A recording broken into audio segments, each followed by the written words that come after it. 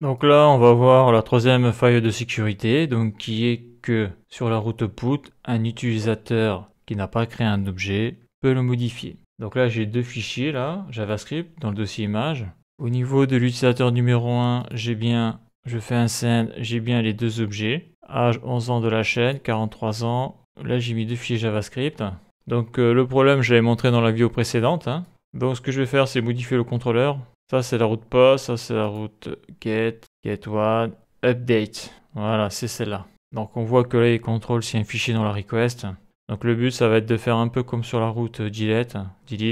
Donc là, je sélectionne tout ça. Donc, si user_id params URL est strictement égal à objet.user_id, donc user_id dans l'objet, alors tu exécutes le code. Donc là, la question, par contre, c'est où le mettre. Parce que là, on avait donc si il y avait un fichier dans la requête. Après, on avait l'objet qui va être mis à jour dans la base de données et deux cas possibles et mettre à jour la base de données. Donc là, pour que ça soit plus simple pour moi, je vais tout mettre dans le if. Voilà, je fais comme ça et je descends, je fais comme ça et je fais un else. Console log et je vais écrire user_id différent de l'user_id dans l'objet, pas autorisé à faire la modification. Donc ça va être bon. Donc le gros souci de ça, par contre, on le voit direct, c'est que j'ai besoin de user_id params URL, donc ça va. Mais j'ai surtout besoin de ce qu'il y a dans le retour de la promesse, là. Objet, la réponse de la promesse. Et là, la promesse, elle est ici, là.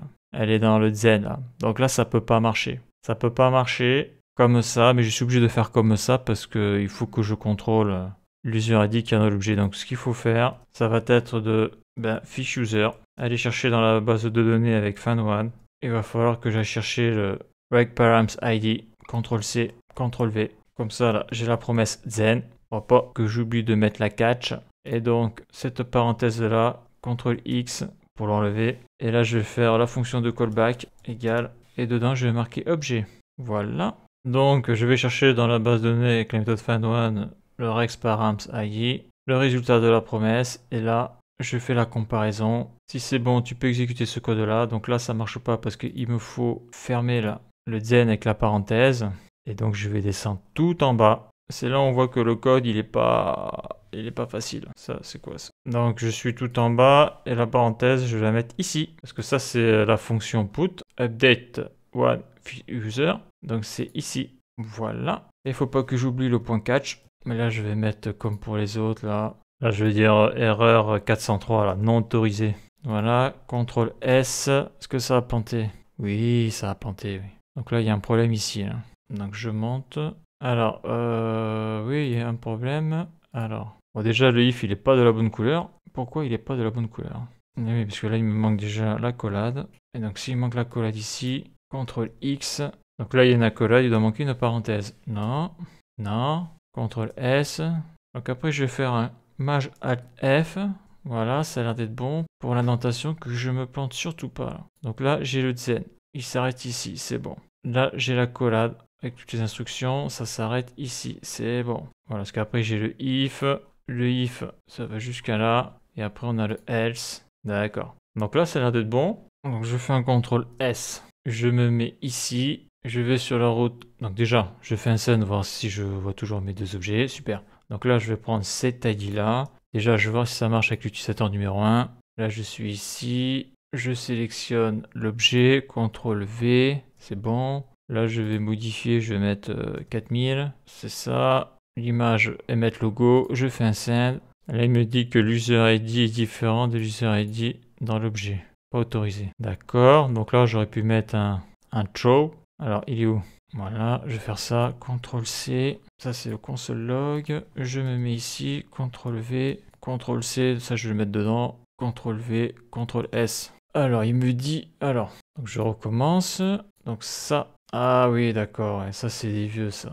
Là, c'est le F414. Et là, je suis sur CCA5. D'accord. Donc, il va falloir que je supprime les vieux sur la base de données. Bon, attends. Je vais faire un truc quand même. Donc, on voit que je ne peux pas le modifier. Donc là, je vais en créer un. J'envoie. Je vais ici. Je fais un send. Donc, voilà. Ah oui, c'est ma faute. Il y a un truc que j'ai pas fait. Quand j'ai fait le post, il faut que je modifie ça. Il faut que je mette l'user ID. Parce que c'est pas automatique. Donc, je vais chercher mon user ID qui est ici. je sélectionne, CTRL-C, je me mets ici, CTRL-V, je fais un send. Voilà, je fais un send sur la route get. Donc ça, je peux pas le modifier. Voilà, c'est ça que je veux. Celui-là, je peux le modifier. CTRL-C, je prends l'ID, ce qu'on le voit, ID, l'user ID, c'est CA5. Je me mets sur la route put, je change le numéro d'objet, je fais un CTRL-V. Donc là, j'ai mis 4000. Ok, j'envoie. L'objet a été mis à jour. C'est l'objet que j'ai créé, je l'ai changé. Donc c'est celui du fond. Là, il y a âge 11. Je fais un send. Et là, on voit que il y a écrit 4000. Donc ça a bien été mis à jour. Donc là, je vais faire le test avec l'utilisateur numéro 2. Là, route get, je fais un send. Je vais tout en bas, âge 4000. Donc c'est bien celui-là. Je sélectionne l'ID, CTRL-C. Je vais sur la route put. Là, je fais ici, là, CTRL-V. Là, ce que je vais faire, c'est prendre tout ça, CTRL-C, je vais sur la route put, je vais ici, je sélectionne tout, je fais CTRL-V, et là, je vais marquer 40. Je vais marquer 40, et l'image que j'ai mise, c'est Visual Studio Code. Je fais un send, et on voit que User ID différent de l'User ID dans l'objet pas autorisé à faire la modification. Je fais un send, et on voit que la modification n'a pas été faite. Donc là, c'est super, ma route put est protégée, c'est-à-dire que seule la personne qui a créé l'objet peut le modifier. Donc je refais un test pour voir si ça marche toujours mon truc. Ça c'est l'utilisateur qui a créé l'objet. Je vais mettre 4. On voit que la photo c'est émettre logo. D'ailleurs je vais changer. J'ai mis la photo JavaScript. Je me mets ici pour voir ce qu'il y a. Voilà, c'est le dernier. On a 4000. Super. Donc je me mets sur la route put. Je fais un send. Donc là ça a été mis à jour. Je reviens ici. Je fais un send et on voit que l'objet a bien été changé. Super. Donc ça fonctionne très très bien. Donc par rapport à avant où j'avais la faille de sécurité sur mon contrôleur où n'importe qui pouvait modifier avec la route put n'importe quel objet, maintenant c'est terminé. Par contre, j'ai trouvé une quatrième faille de sécurité en corrigeant celle-là. Et ça on le verra dans la prochaine vidéo.